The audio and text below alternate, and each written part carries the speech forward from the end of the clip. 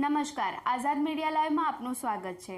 અમરેલીના ભાજપના લોકસભા ચૂંટણી માટે ઉમેદવાર ભરત સુતારિયાના મધ્યસ્થ કાર્યાલયનું ઉદ્ઘાટન કરાયું। અમરેલીના લીલિયા રોડ માનેકપરા વિસ્તારમાં ભારતીય જનતા પાર્ટીના અમરેલી લોકસભા મત વિસ્તારના ઉમેદવાર ભરતભાઈ સુતારિયાના પ્રચાર અને લોકસંપર્ક માટે મધ્યસ્થ કાર્યાલયનું ઉદ્ઘાટન કરવામાં આવ્યું છે। શુક્રવારે આ કાર્યાલય ખુલ્લું મુકાયું હતું।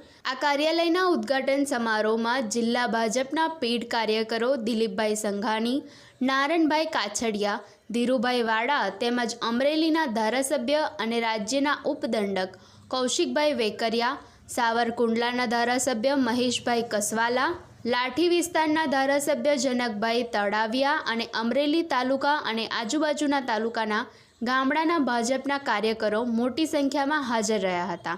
આ વખતે ભાજપ મોવડી મંડળે અમરેલીમાં નવા ચહેરાની પસંદગી ઉતારી છે। વાડિયાભાઈ ખુમાન, આઝાદ મીડિયા લાઈવ, અમરેલી।